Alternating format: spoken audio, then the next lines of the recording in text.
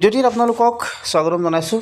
ভিডিঅ'টি বিশেষকৈ যিসকল এবাৰ ডিগ্ৰীত এডমিশ্যন লৈছে বা যিসকলে মাষ্টাৰ্ছ আপোনালোকে কৰি আছে, মাষ্টাৰ্ছত নতুনকৈ এডমিশ্যন লৈছে, সেই সকলোবিলাকৰ কাৰণে ভিডিঅ'টো প্ৰয়োজনীয় হ'ব। যিহেতু আপোনালোকে জানে যে ঈশান উদয় স্কলাৰশ্বিপ, যিটো নেকি আপোনালোকৰ নেশ্যনেল স্কলাৰশ্বিপ পৰ্টেলৰ আণ্ডাৰত আহে, এই স্কলাৰশ্বিপটো লাহেকৈ অ'পেন হ'ব আৰু ইয়াত আপোনালোকৰ এপ্লাই কৰিবৰ কাৰণে কিমান কি লাগিব গোটেইখিনি কথা আপোনালোকক মই জনাম ভিডিঅ'টিত। গতিকে ভিডিঅ'টি চাওক শেষলৈকে। দ্বিতীয়টো হৈছে, আপোনালোকে যদি ইয়াত এপ্লাই কৰে প্ৰায় 85,000কৈ আপোনালোকে পাৰ ইয়েৰ যি পইচা, সেই পইচা পাবলৈ সক্ষম হ'ব ফ্ৰী অফ কষ্ট।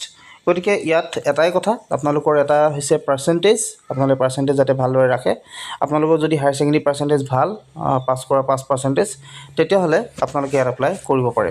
ইয়াত যিহেতু চেণ্ট্ৰেলি এই স্কলাৰশ্বিপটো সেই UGC আণ্ডাৰৰ পৰা যিহেতু আপোনালোকক প্ৰভাইড কৰে, গতিকে ইয়াত এই অকল ঈশান উদয় স্কলাৰশ্বিপটো নৰ্থ ইষ্ট ৰিজনৰ কাৰণে প্ৰভাইড কৰা হয়।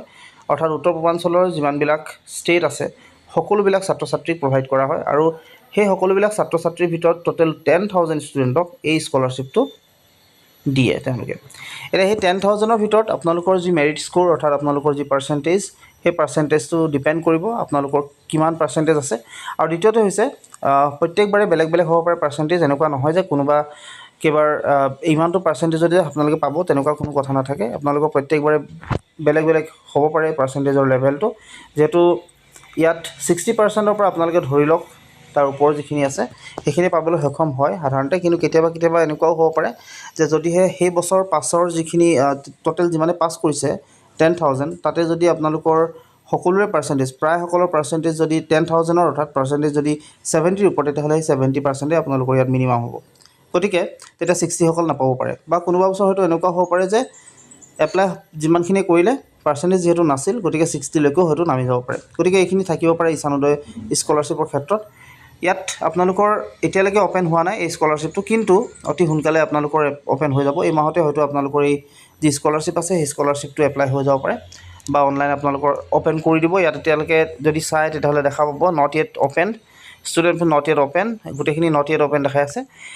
কিন্তু আপোনালোকৰ ইয়াত যদি এপ্লাই কৰে তেতিয়াহ'লে আপোনালোকে ভালেখিনি টকা, অৰ্থাৎ আপোনালোকে টোটেল 10,000 ষ্টুডেণ্টক যিহেতু প্ৰভাইড কৰে, ইয়াত 8,000 টকাকৈ দিব পাৰ মান্থ। 8,000 টকাকৈ যদি দিয়ে 10 মাহত 80,000 টকা আপোনালোকে পাবলৈ সক্ষম হ'ব সকলোৱে, যিসকলে ঈশান উদয় পাবলৈ সক্ষম হ'ব। এতিয়া ইয়াত আপোনালোকৰ এটা কথা উল্লেখ কৰিছে, 50% of slots under each category remark for arts, humanities and social sciences, law management other 50% off mark science. প্ৰত্যেকটো ডিপাৰ্টমেণ্টত 50%কৈ এইটো দিছে। আৰ্টছ, হিউমেনিটিজ আৰু ছ'চিয়েল ছায়েন্সৰ কাৰণে 50%, আৰু বাকী যিসকল science, engineering, technology, medical, technical, agriculture, forestry programmes, সেইখিনিৰ কাৰণে 50% ইয়াত তেওঁলোকে ৰাখিব। 50% কোটা হিচাপে ৰাখি দিব। অৰ্থাৎ 50% দিব আৰ্টছৰ আৰু 50% দিব ছায়েন্সৰ যিখিনি পাৰ্ট সেইখিনি। এতিয়া কথা হ'ল, ইয়াত এপ্লাই কৰিব পাৰিব কোনসকল? ইয়াত এপ্লাই কৰিবৰ কাৰণে যিসকল ডিগ্ৰী নতুনকৈ এডমিশ্যন লৈছে, অৰ্থাৎ হায়াৰ ছেকেণ্ডেৰী যিসকলে কমপ্লিট কৰিলে, তেওঁলোকেহে আচলতে ইয়াত এপ্লাই কৰিব পাৰিব। আৰু এপ্লাই কৰিবৰ কাৰণে ৰিকগনাইজ ব'ৰ্ড হ'ব লাগিব, অৰ্থাৎ চেণ্ট্ৰেল ব'ৰ্ড, CBSE হওক বা ICSE হওক বা যিসকল নিয়ছ হওক, এই সকলো সাধাৰণতে ইয়াত এপ্লাই কৰিব পাৰে। তাৰপিছত ইয়াত লগতে আৰু এটা কথা ইয়াত উল্লেখ কৰিছে যে UGCয়ে যিহেতু এইটো প্ৰভাইড কৰে, গতিকে ফাৰ্ষ্ট ইয়েৰত, অৰ্থাৎ প্ৰথম নতুনকৈ যিসকলে এডমিশ্যন লয়, তেওঁলোকে সাধাৰণতে ইয়াত ফ্ৰেছলি এপ্লাই কৰিব পাৰে। যদিহে কোনোবা এজন 4th বা তেনেকুৱা কিবা ছেমিষ্টাৰত আছে, তেওঁলোকে ফ্ৰেছটো নোৱাৰে, তেওঁলোকে আচলতে পিছৰ যিখিনি আছে সেইখিনি আপোনালোকে এপ্লাই কৰিব পাৰিব। অৰ্থাৎ যিসকল নতুনকৈ এপ্লাই কৰিবলৈ থাকি গ'ল, পিছৰ বছৰ যদি এপ্লাই কৰিম বুলি ভাবিছে, তেতিয়াহ'লে তেওঁলোকে ফ্ৰেছ যিটো এপ্লিকেশ্যন সেইটোত তেওঁলোকে নোৱাৰিব, তেওঁলোকে ৰিনিউৱেলটোত যাব লাগিব। চ' এইখিনি আপোনালোকৰ এনেকুৱা কথা। এতিয়া ইয়াত আপোনালোকৰ আৰু এটা কথা কৈছে, ইনকম চাৰ্টিফিকেট আপোনালোকৰ 4.50 লাখতকৈ বছৰীয়া যিটো ইনকম, সেই ইনকমটো 4.50 লাখতকৈ বেছি হ'ব নালাগিব। অৰ্থাৎ ফেমিলিৰ যিটো ইনকম, সেই ফেমিলি ইনকমটো 4.50 লাখতকৈ বেছি হ'ব নালাগে, তেতিয়াহে আপোনালোকে ইয়াৰ কাৰণে এলিজিবল হ'ব। যদি বেছি হয় তেতিয়াহ'লে ইয়াৰ কাৰণে কিন্তু এলিজিবল নহয়, আপোনালোকৰ যিটো এপ্লিকেশ্যন সেইটো সম্পূৰ্ণৰূপে ডিফেক্টিভ হৈ যাব। এতিয়া কথাটো হ'ল, আপোনালোকে ইনকম চাৰ্টিফিকেট অনলাইন এপ্লাই কৰিব পাৰে যিহেতু, গতিকে সেই ইনকম চাৰ্টিফিকেট অনলাইন এপ্লাই কৰিবৰ বাবে আপোনালোকে কেনেকৈ কৰিব তাৰ ভিডিঅ' ইতিমধ্যে মই মোৰ চেনেলত দিয়া আছে, আপোনালোকে চাই ল'ব। ষ্টেপ বাই ষ্টেপ সম্পূৰ্ণ প্ৰচেছ দেখুওৱা আছে, আপোনালোকে তাৰ পৰাই এই যি ইনকম চাৰ্টিফিকেট সেইখন ডাউনলোড কৰিব পাৰিব। তাৰপিছত আপোনালোকক লাগিব ডমিচিয়েল এখন লাগিব। ডমিচিয়েল হিচাপে আপোনালোকে PRCখন দৰকাৰ হ'ব ইয়াত, গতিকে PRC আপোনালোকে কিন্তু উলিয়াই ল'ব। PRC আপোনালোকে অনলাইন এপ্লাই কৰিব পাৰে, চ' সেইটো আপোনালোকে ৰাখি ল'ব। তাৰপিছত আপোনালোকৰ আধাৰ কাৰ্ডখনটো লাগিবই, আপোনালোকে আধাৰ কাৰ্ডখন ল'ব। আৰু আধাৰ কাৰ্ডখনৰ এটা ডাঙৰ কথা সেইটো হৈছে আপোনালোকৰ বেংকৰ লগত চিট যাতে হ'ব পাৰে থাকে, অৰ্থাৎ বেংকৰ লগত যাতে আধাৰ কাৰ্ডখন লিংক হৈ থাকে, সেইটো আপোনালোকে কিন্তু মনত ৰাখিব। যিহেতু পইচাবিলাক যেতিয়া সোমাব আপোনালোকৰ আধাৰ কাৰ্ডৰ থ্ৰুৱেদিয়ে বেংকৰ একাউণ্টত সোমাব, গতিকে আপোনালোকৰ যদি চিট হৈ নাথাকে তেতিয়াহ'লে পইচা আপোনালোকে কিন্তু সোমাবলৈ নোৱাৰিব বা নাপাব আপোনালোকে। এতিয়া আৰু এটা ইয়াত উল্লেখ খুব ইম্পৰ্টেণ্ট বস্তু এটা কৈছে, অনলি ওৱান বেনিফিট বুলি দিছে। A student is eligible to receive only one scholarship at A time. The student is required to declare that she is not in receipt of any other scholarship monetary benefit from any other source, and that she will not accept receive any other monetary benefit scholarship from any other sources.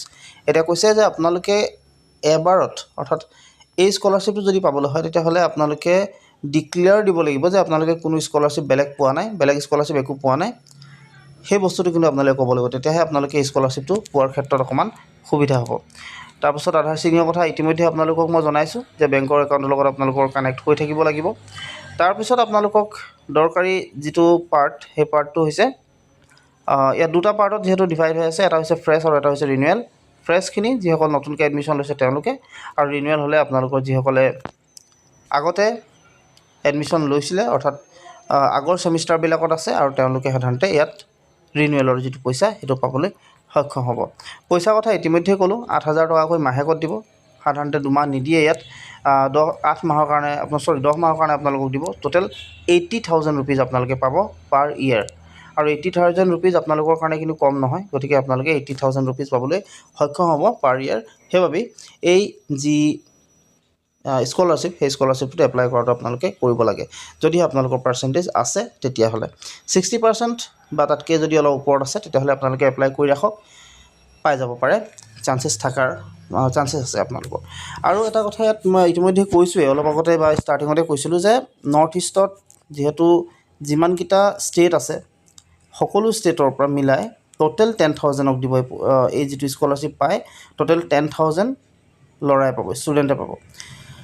10,000 ষ্টুডেণ্টে পাব, সেইটোতো সত্য। দ্বিতীয় কথাটো হৈছে আৰ্টছৰ 50% আৰু ছায়েন্সৰ 50%, মানে total 50-50কৈ মিলাই কিনে 100 কৰিছে। আৰু ইয়াত মেৰিট বেচিছত যিহেতু দিয়া হয় গোটেই পইচাখিনি, গতিকে মেৰিট আপোনালোকৰ কেনেকুৱা আহিছে সেই মেৰিটৰ ওপৰত ডিপেণ্ড কৰি আপোনালোকৰ এই পইচাটো আপোনালোকক প্ৰভাইড কৰিব। এতিয়ালৈকে এপ্লাই আৰম্ভ হোৱা নাই। এপ্লাই সাধাৰণতে আপোনালোকৰ এই মাহৰ শেষৰ ফাললৈ হয়তো আপোনালোকৰ এই যি ছানডে স্কলাৰশ্বিপ আছে সেয়া এপ্লাই ষ্টাৰ্ট হৈ যাব। গতিকে যেতিয়া ষ্টাৰ্ট হ'ব আপোনালোকক মই অৱগত কৰিম, কিন্তু আপোনালোকে তাৰ বাবে মোৰ চেনেলটো ছাবস্ক্ৰাইব কৰি ৰাখক আৰু এই ভিডিঅ'টো শ্বেয়াৰ কৰক যাতে সকলোৱে এই স্কলাৰশ্বিপটোৰ বিষয়ে জানে আৰু তেওঁলোকেও যাতে এপ্লাই কৰি সেই টকাটো পাবলৈ সক্ষম হ'ব পাৰে। চ' যিমান পাৰে সিমান ভিডিঅ'বিলাক শ্বেয়াৰ কৰিব। আজিলৈ এইখিনি কথা জনাই ভিডিঅ'টো বিদায় মাৰিছোঁ।